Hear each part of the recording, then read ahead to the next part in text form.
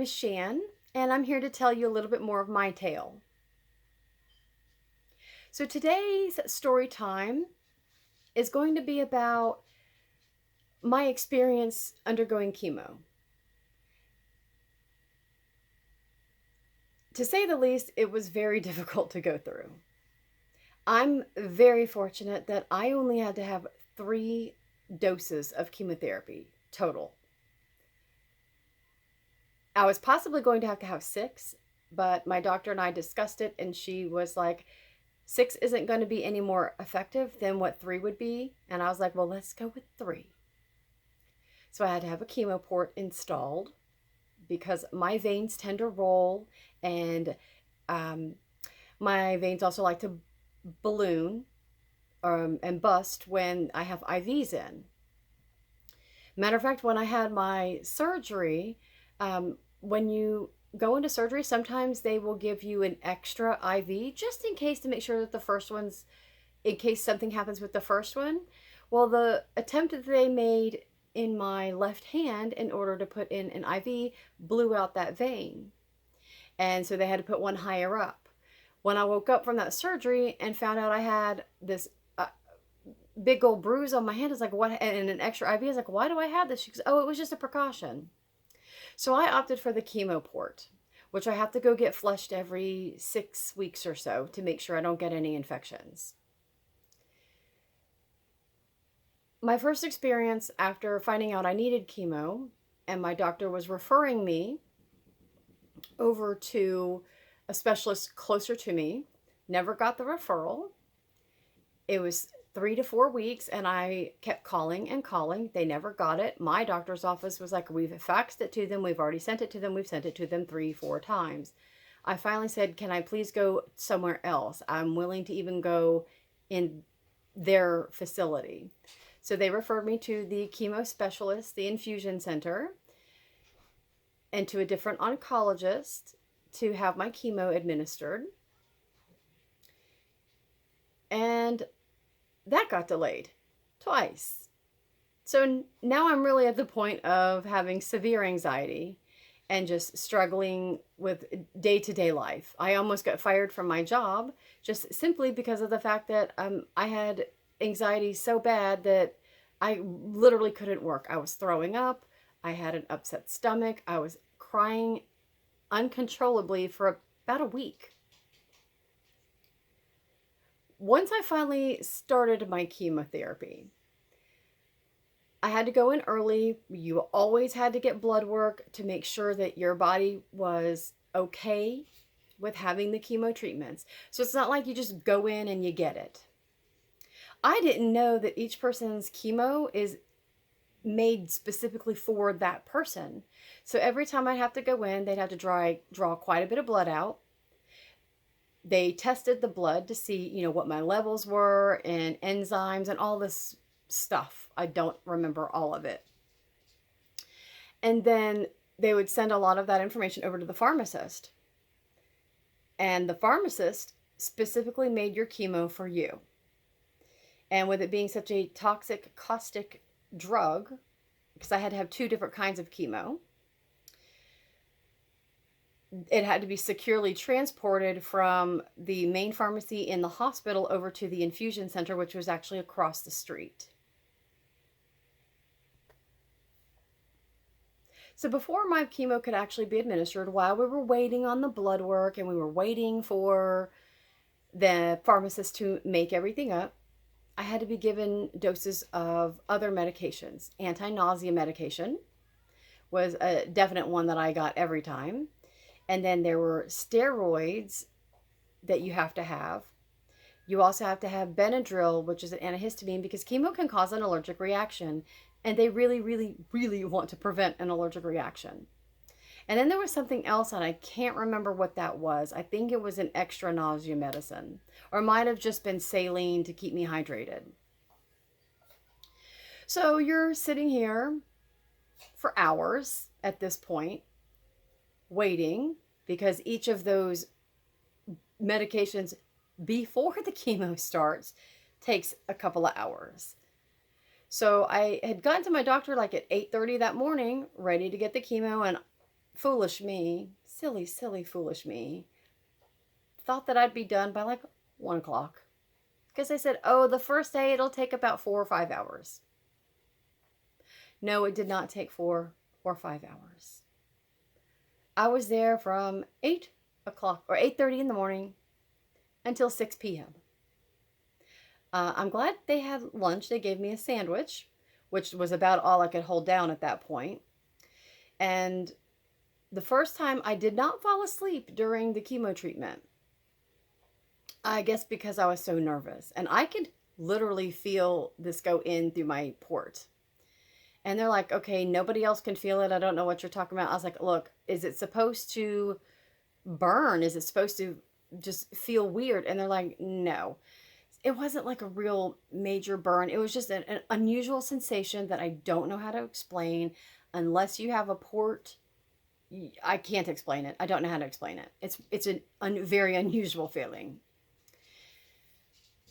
So I finally start getting the chemotherapy.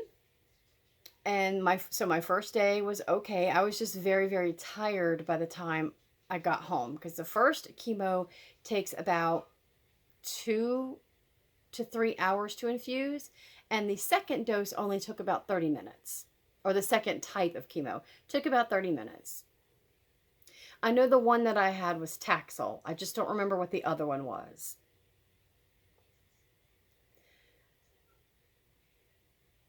With that first treatment, it was really the next day that I started feeling very sick. And the doctors and nurses are fantastic. They give you some really great anti-nausea medicine and medicine for in case you get an upset tummy and have to make several trips to the bathroom, if you know what I mean, and I'm sure you do. And then also medication for numbness and tingling, because neuropathy is one of the side effects of chemotherapy that actually could have ended up being permanent. And then they also had given me a special mouthwash in case I got sores in my mouth, which I did. Awful. I don't recommend.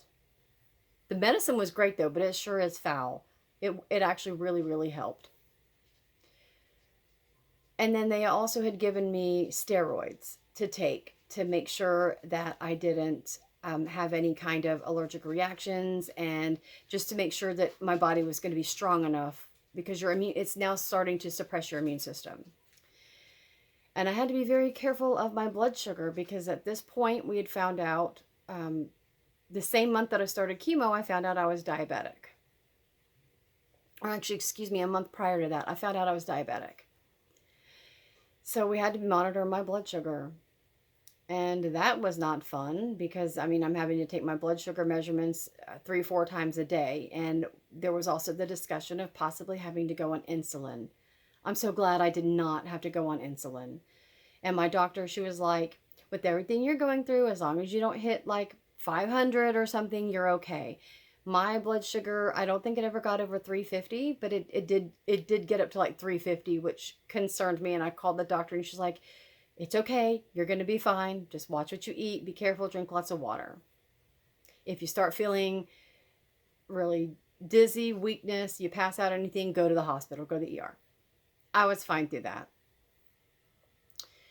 They didn't really tell me to expect to have a ton of muscle spasms and muscle cramps because, oh my God, I couldn't even walk.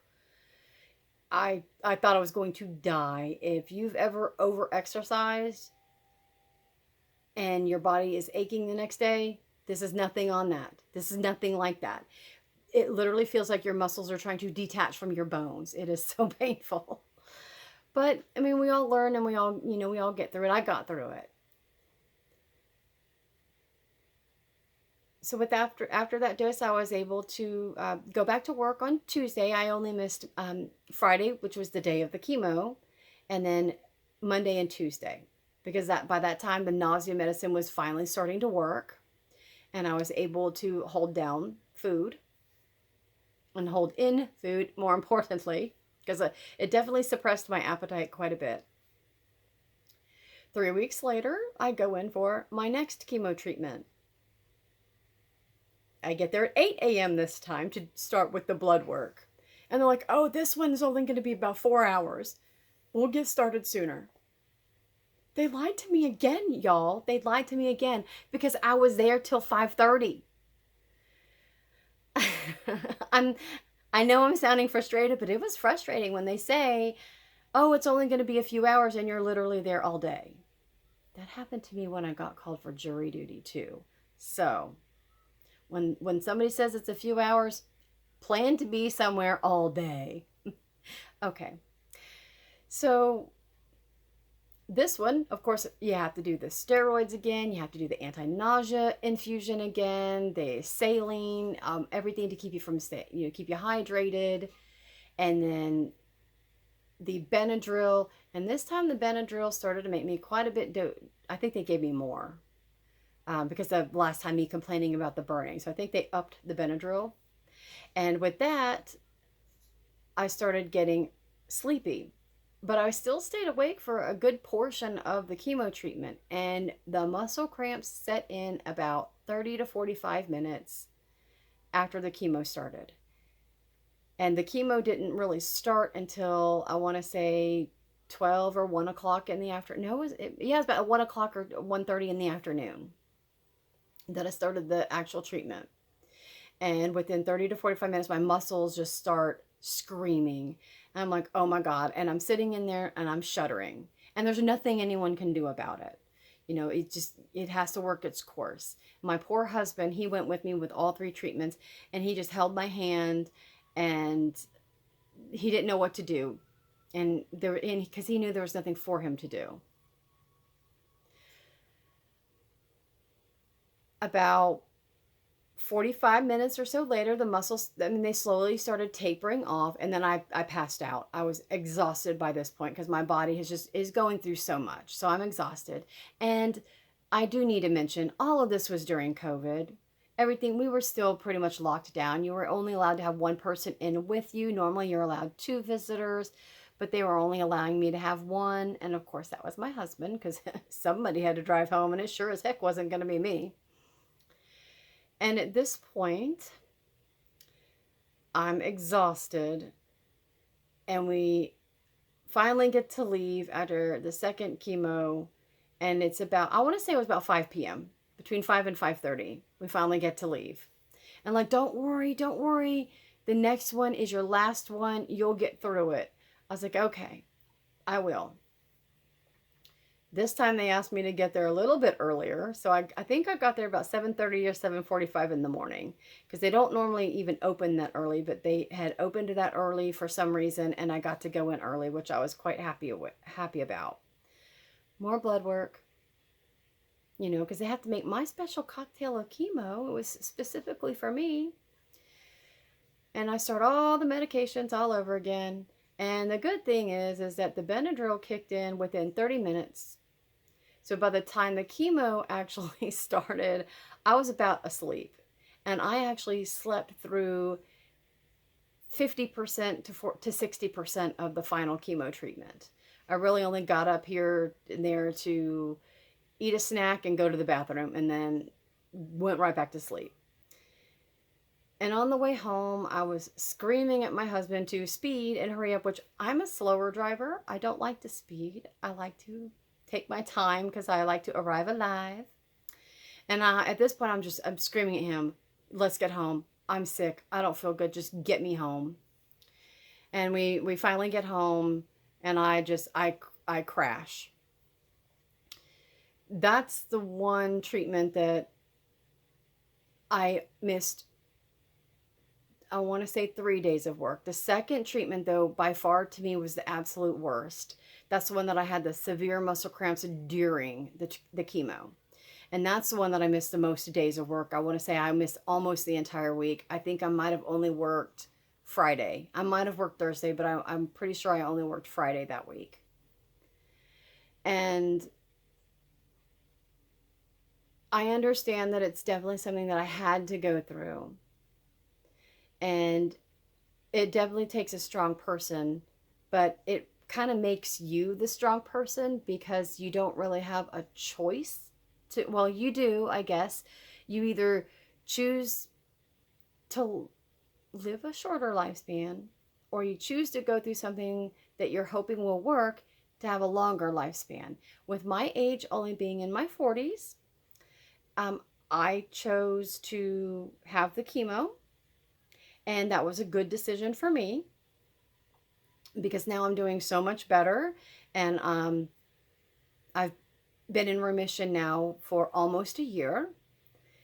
I don't have to go back to the doctor until December, so that's a plus side because I have to go every 3 months to get CAT scans. And now I'm finally at the point of going every 6 months to get CAT scans just to make sure that everything's fine, because endometrial cancer and endometrioid cancer can spread. Even though they gave me the full hysterectomy and they removed everything, there's still the possibility of there being microscopic endometrial cells that they couldn't remove that could spread into my lymph nodes. So there's always that possibility and that threat.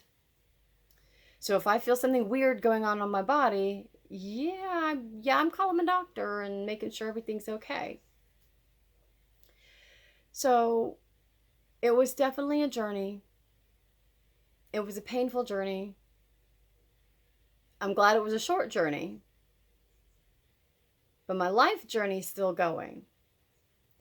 So with going through all of those really strong and harsh drugs, I'm now at the point in my life that I'm trying to take it a lot easier, eat a lot better, eat organic when I can to reduce the possibility of ever needing chemo again in the future. I'm exercising now and eating a much, much healthier diet. So thank you so much for listening to my chemo story. And if you have any questions, feel free to leave them in the comments. Please like and share and subscribe if you would so choose to. And thank you so much for taking just a couple minutes of your day to spend it with me. And I hope everyone has a wonderful, wonderful rest of their day.